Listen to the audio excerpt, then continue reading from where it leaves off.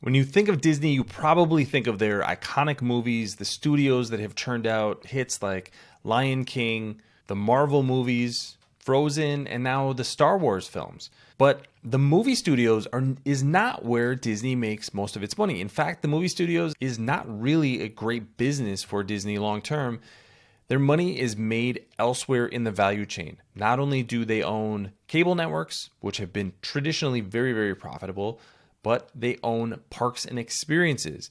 And it's that third category, parks and experiences, that actually drives Disney's bottom line. It's the foundation of the company's value, and it's really the future profit driver for Disney as well. So I'm going to dig into the numbers and show why, as investors, we should be much more worried about the parks and experiences than we are about, does Disney have a hit quarter after quarter? Because the money doesn't come from the studios, it comes from the parks. My name is Travis Hoium. Thanks for watching Asymmetric Investing. Please subscribe here on YouTube for all my content. And thanks to this video sponsor, The Motley Fool. If you go to fool.com/ASYM, they'll give you their top 10 stocks to buy right now. I just want to start with a quick overview of the three segments that Disney reports, because I think this puts into context what revenue and margins look like for all three. I'm going to start with the revenue side of things. This is the revenue for entertainment in light blue, sports in dark blue, or in the middle column. They're a little bit confusing because they're very close together in color.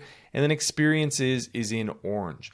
And you can see that entertainment is by far the most revenue from a dollar perspective. And there are a number of reasons for that. Entertainment includes a large swath of the business. So this includes the direct-to-consumer business, which would be things like Hulu, Disney+, ESPN+. It also includes the cable networks and includes the movie studios. So anything entertainment related or even adjacent to that is going to fall under this bucket. The sports business is going to house primarily ESPN and ESPN+.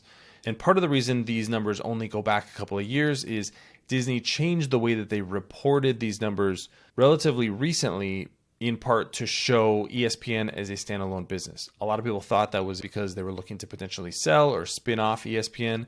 I think another case could be to show how profitable ESPN is and be able to have investors start thinking about the entertainment and general entertainment business and the sports business as very separate businesses. Because right now we're talking about doing sports rights deals with leagues like the NBA, but if you're muddling the numbers together with entertainment and with sports, it's really hard to see, is this really a profitable deal for Disney? So I think that's one reason that they're doing that, is to make it a little bit easier to understand the segments of the business. But you can see that the sports business is pretty big, has traditionally been very profitable, but it's not nearly as big as entertainment, and experiences is in the middle there with about a little over $33 billion in revenue in the last 12 months. But go to the operating income side, and the picture gets very different. You can see that obviously in 2021, which would be impacted by the pandemic, the experiences business had a loss from an operating perspective, but we're now at the point where parks and experiences are generating about $9 billion on an annualized basis in operating income. It's actually gotten a little bit closer to $10 billion. And Bob Iger recently said that this is going to be growing in double digits in 2024. So it seems like the momentum really is continuing on parks and experiences, and they're investing $60 billion in expanding this business over the next 10 years. So just look at the scale of these numbers. A little less than $4 billion in operating income from entertainment and sports, while experiences generating about $9 billion in operating income. So a much, much bigger business from an operating income perspective, from a profit perspective in parks and experiences.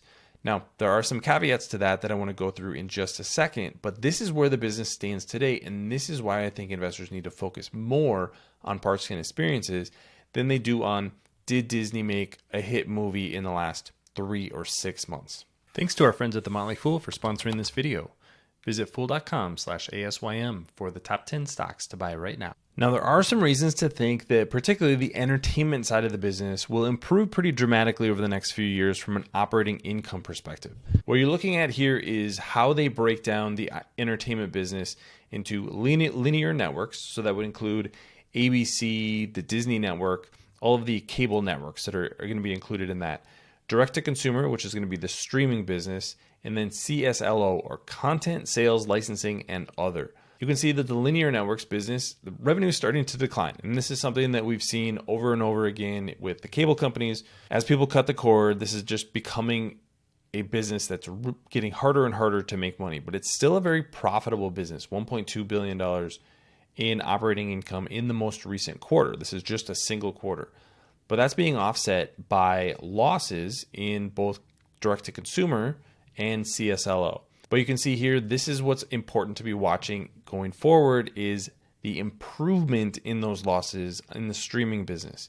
$1 billion a year ago, $100 million in the most recent quarter. So that's improving really quickly. And it's very possible that 2 or 3 years from now, the streaming business is generating $3, $4, $5 billion in operating income. So could start to rival the size of the parks and entertainment business. Probably isn't going to be that big for a while, but we could start to see improvement there. This is another look at that. This is the operating loss and then charted over the last 5 months. So improving really rapidly and expected to turn the corner to profitability by the end of this fiscal year. The sports business, maybe not looking at the same kind of improvement in the future. You can see that revenue driven by ESPN domestic or US, I think that will likely continue. It did actually grow a little bit in the most recent quarter. I think that's a little bit surprising if you're looking at the trends for ESPN, but that will probably fall a little bit in the future as the number of cord cutting starts to offset increased prices for ESPN. And they did generate a decent operating income. So there is operating income there, but nowhere near the level of $2 to $3 billion that you're looking at from the parks and experiences business. So add all of this up, and I think investors really need to think about Disney as being a parks and experiences business first, and not necessarily a studio business the way that I think a lot of people do. This is not a company that's driven by hits at the box office. Yes, those are nice. Yes, those end up driving results at places like parks over the course of time, over years and decades. But there are peaks and valleys in the content creation business, and that's something that Disney has been through throughout the years. So with the stock trading at a relatively low valuation, I think it's more important to look at where does the money actually come from in the business. And right now, the answer to that question is parks and experiences. That is fundamentally what drives the bottom line for Disney. Like I said, management says that results are probably going to be up low to mid-teens this year from an operating income perspective. If we now start to see some improvement in some of these other parts of the business, like streaming, like the sports business, that's how you get more value creation for Disney. But it really is all about the parks. I think about this business like a waterfall. The start of the waterfall is the studios. They're going to create the content, but they're not necessarily going to be the big value driver. Where you're going to see the value is at the bottom of the waterfall, and that is with the parks and experiences business. So something to keep in mind when you're looking at Disney, when you're looking at quarterly results. Yes, we want all of these segments to be profitable, but the most important on the bottom line is going to be those parks and experiences. I think this year will pass $10 billion in operating income there, and they're growing that business with expansions planned all over the world. So I'm looking for this to be potentially even double that size a decade from now. I think Disney could get to $20 billion in annual operating income just from those parks. So really impressive business that probably doesn't get enough attention at Disney. But what do you think about Disney and the drivers of the company's bottom line? Leave your comments in the comment section below. Don't forget to subscribe to Asymmetric Investing. Thanks for watching, everybody. See you here next time.